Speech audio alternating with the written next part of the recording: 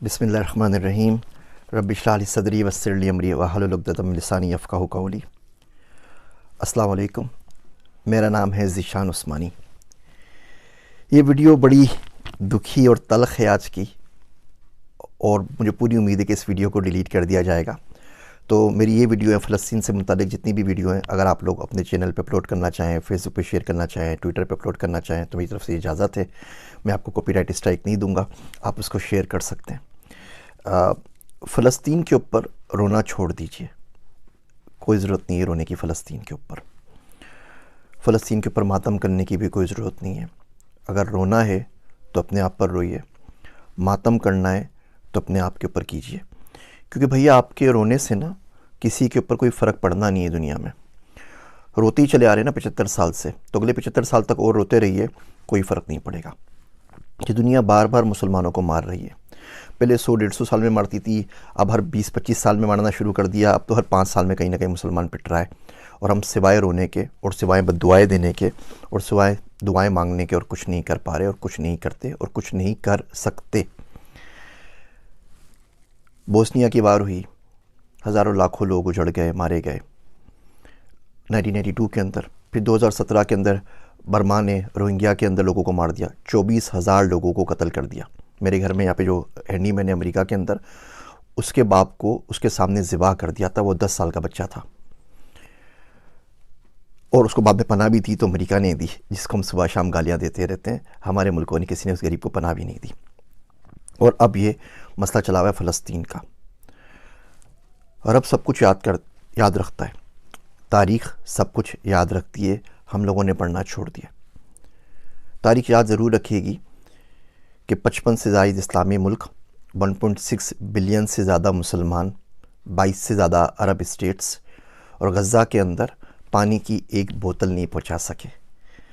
जब तक बड़े साहब परमिशन ना दें तब तक इजिप्ट अपनी बॉर्डर भी नहीं खोलता एड्स के लिए। बंदे वहाँ से निकल रहे थे, मारे जा रहे थे, उन्होंने अपनी बॉर्डर्स बंद कर दी कि जी हमारे पास नहीं आए, वहीं जाके मरें, जो कुछ करना है, यहाँ पे आने की ज़रूरत नहीं है। सिवाय बातों के, सिवाय लफ्फ़ाज़ी के हमें क्या मिला?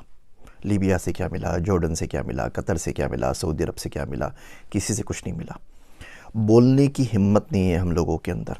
अब CNN के ऊपर चले जाइए, जितने इनके एक्स आर्मी चीफ़ हैं, जितने इनके डिफेंस एनालिस्ट हैं, सबके सब अपनी कहानियाँ गढ़ रहे हैं कि वार यूँ करनी चाहिए, ग्राउंड इन्वेजन ऐसे करना चाहिए, यूँ करेंगे तो इसराइल को नुकसान हो जाएगा, यूँ करेंगे तो फ़ायदा हो जाएगा। सबके सब आके अपने तबसरे कर रहे हैं। पाकिस्तान में आप बताइए ना, किसका आपने बयान सुना है? कोई एक्स चीफ़ हो जिनका आपने बयान सुना हो, कोई एक्स प्राइम मिनिस्टर हो जिनका बयान सुना हो, कोई एक्स प्रेसिडेंट हो जिनका बयान सुना हो, कोई डिफेंस एनालिस्ट हो जिनका बयान सुना हो? ये सारे के सारे कहाँ चले गए? इस्लामिक फ़ोर्स बनाई थी ना पूरी की पूरी, जिसको हम लोग चेयर कर रहे थे, वो किधर गए इस्लामिक फ़ोर्स? उनका कोई बयान सुना है आपने आज तक? सिवाय छोटी सी लफ्ज़ी के, 1-2 घिसे पिटे बयानात के, हम कुछ नहीं कर पाते। और सामने वाले झूठ पे झूठ बांधे चले जा रहे हैं। मैं आपको कुछ स्टेट से, तो हम लोग डेटा साइंटिस्ट हैं, हमारा काम ही डेटा का काम होता है।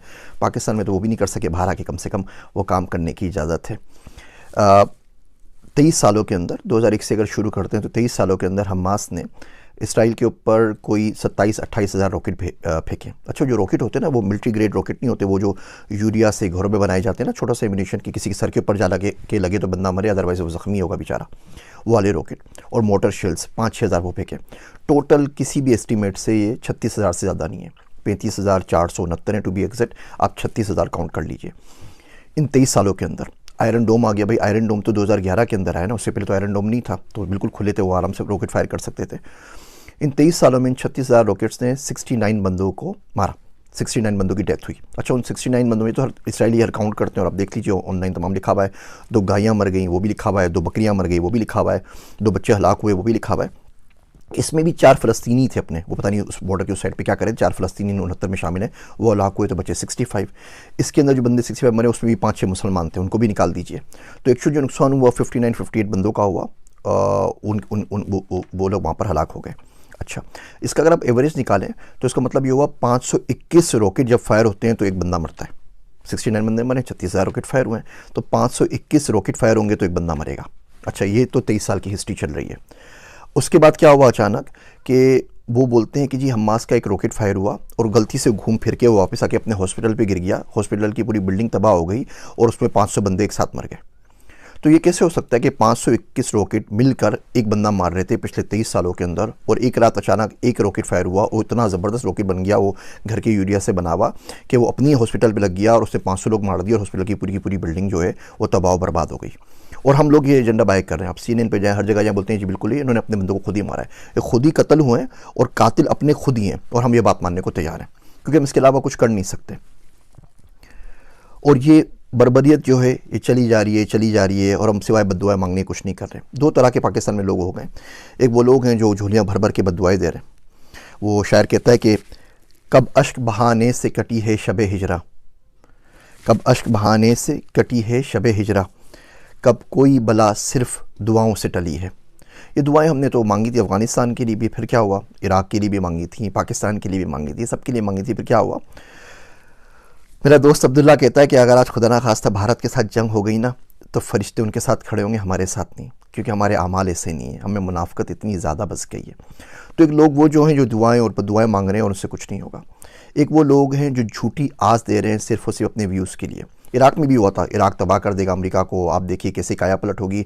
ऐसे ही कोई ना कोई उल्लू का पट्ठा रोज़ आके वीडियो रिलीज़ कर रहा होता है और बोल रहा होता है कि हमास ये बिगाड़ देगा, हमास वो बिगाड़ देगा। 256 F-16 है उनके पास, इसराइल के पास 256।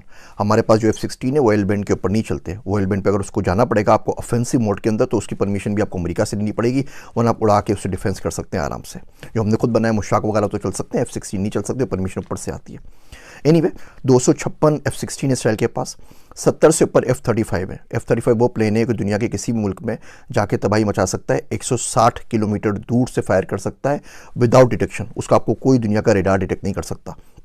वो आए थे ना जब उसामा को मारने के लिए, तो कौन से रेडार ने आपको डिटेक्ट किया था। तो ये असल सूरत हाल है। वो बिल्कुल नेस्तो नाबूद करके चले जाएगा, दुनिया उसके साथ खड़ी हुई है और आप सिवाय अपनी लाशें दफनाने के कुछ नहीं कर सकते। और ये बद्दुआओं से काम नहीं चलता। अब करें तो करें क्या, ठीक है। देखिए पहली बात तो उस मुल्क में रहना क्यों है जो इतने कमज़ोर हैं। उस मुल्क में करना क्या है कि हम लोग 1.5 बिलियन 1.6 बिलियन मुसलमान मिलके एक पानी की बोतल गज़ा में नहीं पहुंचा सकें। मरते हुए बच्चों के पास उस मुल्क में रहना क्यों है। कुरान शरीफ में आता है ना, सूरह निसा में आप देखिए, फ़ीमा कुंतुम के तुम किस हाल में रहे हो, क्या करते रहे हो। तो लोग बोलेंगे अना मुस्तफ़ीना फ़िल अर्द, हम तो ज़मीन में बहुत कमज़ोर बना दिए गए थे। तो फरिश्ते मारेंगे, बोलेंगे अल्लाह की ज़मीन वसी नहीं थी, कहीं और निकल जाते। तो अगर आप मुल्कों में कमज़ोर हो गए जहाँ पे आपको बात करने की परमिशन नहीं है, जहाँ बोल नहीं सकते, तो किसी और मुल्क में चले जाइए, बात तो कर सकें ना। अब यहाँ राशिदा तालिब है, मिशिगन की जो कांग्रेस वूमेन है, वो एक बंदी ने अन्नी मचाई हुई ना, पूरे मुल्क के ऊपर भारी पड़ गई है, बोल बोल के पूरा मीडिया पागल हो गया। वो कुछ नहीं कर सकते क्योंकि वो अमेरिका में बैठी हुई है। यही राशिदा तालिब अगर पाकिस्तान में होती ना तो आफिया सिद्दीकी की तरह आपके अपने बंदे उसको भर के गाड़ी में लोड करके भेज देते कि भाई इसको भी ले जाए, और बाद में फिर मातम करते रहते कि हमारी बच्ची ले गए, हमारी बच्ची ले गए, हमारी बेटी ले गए, हमारी बहू ले गए, हमारी पाकिस्तान की दुख्तर ले गए, सारी बकवास कर रहे हो तो खुद दे देते हैं। लाल मस्जिद का वाक़या हुआ था ना, तो हम में से कितने बाहर निकले थे। वो तो अपनी घर के अंदर मस्जिद है ना, इस्लामाबाद के अंदर, वहाँ भी गोलियों की बरसात हो गई थी। और ऐसे वाक़यात होते रहते हैं, कभी कोई वाक़या होता है, कभी कोई वाक़या होता है, कभी कोई वाक़या होता है। सारे वाक़यात हमारे पास होते रहते हैं और उसकी सुनगन कुछ नहीं होती। तो इस मुल्क से बाहर निकलें। मर्द का हथियार पैसा है, मर्द का जो जेवर होता है वो हथियार होता है, और आज का जो हथियार है वो पैसा है, पैसे से बड़ा नहीं है। तो किसी ऐसे मुल्क में चलिए या कुछ पैसा कमा सकें ना, ताकि किसी की गरीब की डोनेशन कर सकें, किसी की मदद कर सकें, कुछ ना कुछ तो उसके लिए कर सकें। आपके पास पाकिस्तान में फ़लस्तीन के एम्बेसडर मौजूद हैं, जिस मुल्क में वहाँ पे रहते होते हैं, उनसे आगे पूछ लीजिए हाउ वी कैन हेल्प। कोई फ़लस्तीन का बंदा होगा, कोई रेस्टोरेंट होगा, आप पूछ लीजिए मेट भेजना तो मैं किस तरह एड कर सकता हूँ। पढ़ना शुरू करें, देखना शुरू करें, सुनना शुरू करें, क्योंकि ये जो लोग आज चुप सादे बैठे हुए हैं, कल यही आपके पास आएंगे, मैं क्या लफ्ज़ यूज़ करूँ इन लोगों के लिए, और आके आपसे वोट की भीख मांगेंगे इस्लाम के नाम के ऊपर। कौन सा इस्लाम है भैया और कहाँ का इस्लाम है। पैसा एक दीन बचा है, IMF खुदा है दुनिया का, हम उसको फॉलो कर रहे होते हैं। ये मुनाफिकत की बातें बिल्कुल भी नहीं करनी चाहिए। मुल्क से बाहर आइए, पढ़िए, पढ़ने से रिस्क कमाइए, पैसा हासिल कीजिए, रिसोर्सेज हासिल कीजिए। ये राशिद तालिब एक है ना, अगर ये 100 होती ना अमेरिका के अंदर तो आज ये सूरत हाल नहीं होती। हम अपने बच्चों को क्यों नहीं भेजते हुकूमतों के अंदर, हम अपने बच्चों को इलेक्शन क्यों नहीं लड़ाते उन पावरफुल मुल्कों के अंदर जिनकी कहने से कुछ हो जाता है। हम अपने बच्चों को वो तमाम चीज़ें, नई चीज़ें, टेक्नोलॉजी क्यों नहीं सिखाते। पाकिस्तान का मैं आपको हाल बताऊँ, तलमूद इसराइल की किताब है। मैंने किसी ज़माने के अंदर वो इसराइली ज़ुबान सीखने की बड़ी कोशिश की थी, कुछ किताबें वगैरह मंगवाई थी, तो एक्सपीरियंस हुआ तो पता चला कि तलमूद जो इसराइलियों की जो मजहबी किताबें मुझे पढ़ने का शौक़ था, पाकिस्तान मंगवाई जाए, वो अरबी के अंदर शायर हुई थी कतर से। वो किताबें मंगवाई, कुछ और किताबें मंगवाई। वो छित्तर पार्क में मुफ्ती सईद साहब की लाइब्रेरी है, वहाँ पे मौजूद है, आप लोग जाके पढ़ सकते हैं। तो जब वहाँ पर इस्लामाबाद एयरपोर्ट के ऊपर आई तो उन्होंने कस्टम वालों ने रोक ली। तो उन्होंने ये कौन सी किताबें मंगवा रहे हैं आप, ये तो इसराइल की किताबें हैं, ये तो फ़लाँ किताबें, ये तो फ़लाँ किताबें। उनको बोलता रहा भैया किताबें हैं, पढ़ने के लिए मंगवा रहे हैं, रिसर्च के लिए। खैर उन्होंने 4 दिन तक वो रोक के रखा। फेसबुक पे जाके लिखा, लिंक्डइन पे जाके लिखा, कोई अल्लाह का बंदा मदद कर दे, मेरी किताबें छुड़वा दे, मुझे पढ़नी है, रिसर्च करनी है। अलगर्ज़ वहाँ पे गया, 7,69,000 रुपये उनकी फ़ीस भरी, चालान भरी, पता नहीं कौन कौन सी फ़ीस थी, रिश्वत थी, ये भी नहीं पूछा। वो किताबें छुड़वा के लेकर आया और छत्तर पार्क में मुफ्ती सईद साहब की लाइब्रेरी में रखवा दी कि कोई बंदा अगर पढ़ना चाहे तो पढ़ लीजिए। इसी तरीके से एक दफ़े किताब मंगवाई, उसमें इसराइल का नक्शा था, तो हमारे कस्टम हुकाम ने उसको रोक लिया। बोला नहीं ये किताब तो नहीं, आप किस चक्करों में लगे हुए। मैं कहा यार भैया पढ़ रहा हूँ, मुल्क के बारे में जानना चाहता हूँ, जा तो सकता नहीं पाकिस्तानी पासपोर्ट के ऊपर, कम से कम समझने तो दो, पढ़ने भी दो। वो परमिशन नहीं मिली। इवन इंडिया से कुछ किताबें मंगवाई, वो आज तक नहीं मिल सकी, कस्टम्स ने रोक ली। या अमेरिका में मिल जाती। ये देखिए ये नक्शा लगा हुआ है इंडिया का, ये पुराना नक्शा लगा हुआ है। मैं जान रहा था कि किस तरीके से इंडिया को पढ़ूँ, इंडिया का मुझे बड़ा शौक़ है और बड़ी ख्वाहिश है जाके विज़िट भी करूँ। वहाँ से इन्विटेशंस भी आए हुए हैं टॉक के लिए और बातचीत करने के लिए। उनके बोर्ड ने रब्ता भी किया था कि आप हमारे बच्चों के लिए 5वीं क्लास की बुक लिख दीजिए। मैं कहा भैया लिख तो दूंगा AI के ऊपर बुक, लेकिन उसके बाद पाकिस्तान नहीं जा सकूँगा, मार डालेंगे, तो बहुत बहुत माजरत। तो ये नक्शा पाकिस्तान नहीं आ सका। बहुत कोशिश की, बहुत ट्राई की कि आ जाए। कस्टम ने बोला कि आप किन चक्करों में लगे हुए भैया, पागल हैं क्या, उठाए जाएंगे, क्या कर रहे हैं। तो हम लोगों ने पढ़ना नहीं है। इसराइल 5.6% अपने बजट का, GDP का रिसर्च पे खर्च करता है, दुनिया में सबसे ज़्यादा खर्च करता है। हम पाकिस्तान में 0.01% भी खर्च नहीं करते।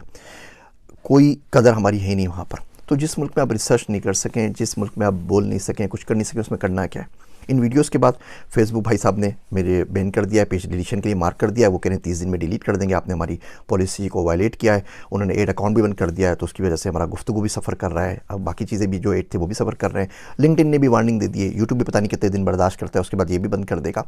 तो आप इसको शेयर करना चाहें तो मुझे कोई इतराज़ नहीं है, मैं आपको कॉपीराइट स्ट्राइक नहीं दूंगा। लेकिन भैया ये अलमिया है। अब आप बताइए इसमें आपके और मेरे रोने से क्या हो जाएगा।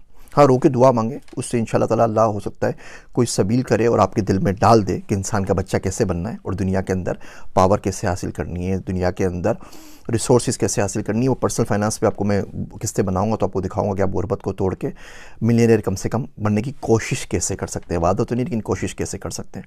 भैया पढ़ना शुरू करें, लोगों को देखना शुरू करें, कौन क्या बोल रहा है और क्या नहीं बोल रहा, और इसको याद रखिए।